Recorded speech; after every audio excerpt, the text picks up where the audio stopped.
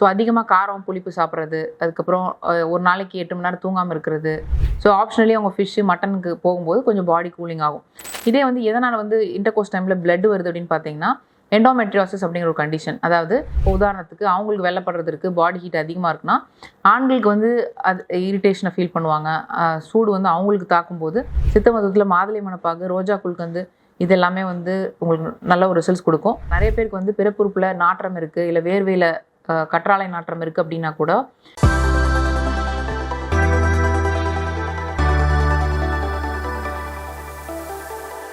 உடல் உறவில் ஈடுபட்டிருக்கும் ஆணுக்கும் பெண்ணிற்கும் அந்தரங்க உறுப்பில் எரிச்சல், வலி, குருதி கசிவு ஏற்படுவது எதனால்? இன்டர்கோர்ஸ் டைமில் பெயின், இரிட்டேஷன், அதுக்கப்புறம் பிளட்டு ஊஸ் அவுட் ஆகுது, இதெல்லாம் வந்து நார்மல் கிடையாது, இட்ஸ் அப்நார்மல். ஸோ இது எல்லாமே வந்து பார்த்திங்கன்னா பேசிக்காக காமன் ஃபேக்டராக சொல்கிறது பாடி ஹீட் தான். ஸோ அதிகமாக காரம் புளிப்பு சாப்பிட்றது, அதுக்கப்புறம் ஒரு நாளைக்கு 8 மணி நேரம் தூங்காமல் இருக்கிறது, ஜாஸ்தியாக வெயிலில் போய் அலையிறது, ஸ்ட்ரெஸ் ஜாஸ்தி இருக்கிறது. ஸோ இதெல்லாமே வந்து பேசிக் ரீசனாக சொல்லப்படுது. இது கூடயே வந்து ஆல்கஹால் ஸ்மோக்கிங் ஹேபிட் இருந்தாலுமே வந்து உங்களுக்கு இந்த மாதிரியான இஷ்யூஸ் இருக்கும். ஸோ பாடி ஹீட் இன்னும் அதிகமாகிறது. சிக்கன் மட்டுமே வந்து அவங்க ப்ரோட்டீனுக்காக எடுத்துப்பாங்க, எக் ஒயிட் மட்டுமே எடுத்துப்பாங்க. ஸோ ஆப்ஷனலி அவங்க ஃபிஷ்ஷு மட்டனுக்கு போகும்போது கொஞ்சம் பாடி கூலிங் ஆகும்.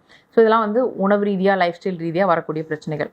இது இல்லாமல் பெண்களை பொறுத்த வரைக்கும் ஒரு மாதிரி வெஜினல் ட்ரைனஸ் இருக்கும். இப்போ உதாரணத்துக்கு வந்து எக்கோட வளர்ச்சியே இருக்காது, அப்போ இரெகுலர் பீரியட்ஸ் இருக்கும், பிசிஓஎஸ் இருக்கும், அடுத்தடுத்து முட்டைகள் வளராத ஒரு நிலை. அப்போ ஈஸ்ட்ரோஜன் குறையும் போது வெஜினல் செக்ரீஷன்ஸ் இல்லாமல் ட்ரையாக இருக்கும். அப்போ அந்த டைமில் இன்டர்கோர்ஸ் பண்ணால் டெஃபினட்டாக அவங்களுக்கு வந்து இரிட்டேஷன் இருக்கும். அதே போல் வந்து ஒரு மாதிரி எரிச்சலை கொடுத்து வேதனையும் கொடுக்கும்.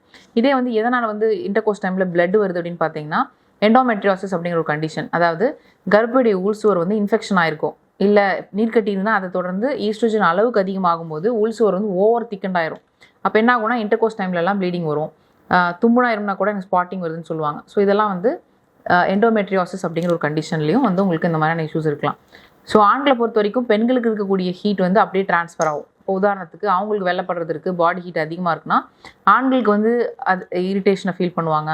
சூடு வந்து அவங்களுக்கு தாக்கும்போது சம்டைம்ஸ் வந்து ஆர்கினோட எண்டில் வந்து ஏதாவது எரிச்சலோ இல்லை இரிட்டேஷனோ கிராக்கோ இதெல்லாம் வந்து ஒருவதுக்கான வாய்ப்புகள் இருக்குது.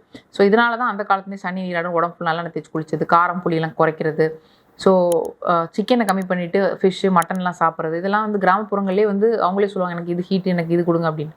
ஸோ அந்த மாதிரி சின்ன சின்ன விஷயத்தை ஆல்ட்ரு பண்ணலாம். இந்த இஷ்யூ இருக்குது அப்படின்னா உடலை வந்து குளிர்ச்சி பண்ணிக்கிறதுக்கு சோத்து கத்தால் எடுத்துக்கலாம். ஸோ இது வந்து பெண்களுக்கு வந்து அந்த உறுப்பில் இருக்கக்கூடிய ட்ரைனஸை கம்மி பண்ணி வாட்டர் செக்ரேஷன்ஸ் வந்து இன்க்ரீஸ் பண்ணும். இளநீர், நொங்கு, மோர் இந்த மாதிரி குளிர்ச்சியான விஷயங்கள் எடுத்துக்கலாம். சித்த மருத்துவத்தில் மாதுளை மணப்பாகு, ரோஜா குல்கந்து இது எல்லாமே வந்து உங்களுக்கு நல்ல ஒரு ரிசல்ட்ஸ் கொடுக்கும். ப்ளஸ் தாம்பூலம் தரிக்கும் விதி அப்படிங்கிறத டெய்லி நைட் வந்து வெத்தலை, பாக்கு, சுண்ணாம்பு, குல்கந்து இதெல்லாமே வந்து அவங்க வந்து எடுத்துக்கலாம். ஸோ இது எல்லாமே ப்ராப்பராக ஃபாலோ பண்ணிட்டும் உங்களுக்கு வந்து ப்ராப்ளம் இருக்குது அப்படின்னா வெண்பூசணி லேகியமோ அல்லது வெண்பூசணி ஜூஸோ டெய்லி காலைல லஞ்ச் குடிச்சிட்டு, லேகியம் வந்து நீங்கள் 3 வேளையுமே சாப்பிட்றதுக்கு முன்னாடியோ பின்னாடியோ ஒரு நெல்லிக்காய் அளவுக்கு எடுத்துக்கிட்டிங்கன்னா உங்களுக்கு இன்டர்கோர்ஸ் டைமில் இந்த வலி, வேதனை, எரிச்சல் இதெல்லாமே வந்து இல்லாமல் இருக்கும். ஏன்னா வெண்பூசணி நம்ம எவ்ரி டைம் போயிட்டு வாங்கி ஜூஸ் போட்டிருக்க முடியாது. ஏன்னா வாங்கினா இவ்வளோ பெருசாக இருக்கும், இல்லை கட் பண்ணால் கெட்டு போயிடும் அப்படிங்கிறனால நீங்கள் லேகியமாக கூட வாங்கிக்கலாம். ஸோ இது இல்லாமல் நன்னாரி அப்படிங்கிறது ரொம்ப பெஸ்ட்டாக இருக்கும். ஏன்னா நிறைய பேருக்கு வந்து பிறப்புறுப்பில் நாற்றம் இருக்குது, இல்லை வேர்வையில் கற்றாழை நாற்றம் இருக்குது அப்படின்னா கூட, இல்லை ஒரு பாடி ஹீட் இருக்குது, இன்டர்கோர்ஸ் டைமில் எரிச்சல் இருக்குனாலும் இந்த நன்னாரி ரொம்ப ஒர்க் ஆகும். ஒரு சிலருக்கு இன்டர்கோர்ஸ்க்கு அப்புறம் யூரின் போகும்போது ரொம்ப எரிச்சல் இருக்குமாங்க, அது எல்லாத்துக்குமே வந்து நீர்மூழ்கி நன்னாரி ரொம்ப ரொம்ப ஹெல்ப்ஃபுல்லாக இருக்கும். நன்னாரி சர்பத்தாக வேணால் சக்கரை இருக்குது, கேலரி இருக்குது, இல்லை சுகர் இருக்கவங்க எடுத்துக்க முடியாதுனா கூட பவுடர் ஃபார்மில் கிடைக்குது. நீங்கள் நன்னாரி பவுடர் 1 ஸ்பூனு, நீர்மூழ்கி கஷாய சூர்ணம்னு சித்த மருத்துவத்தில் இருக்குது, அதில் 1 ஸ்பூன் போட்டு நல்லா கொதிக்க வச்சு வடித்து குடிச்சிங்கன்னா உங்களோட இன்டர்கோர்ஸ் டைமில் பெயின் இருக்காது.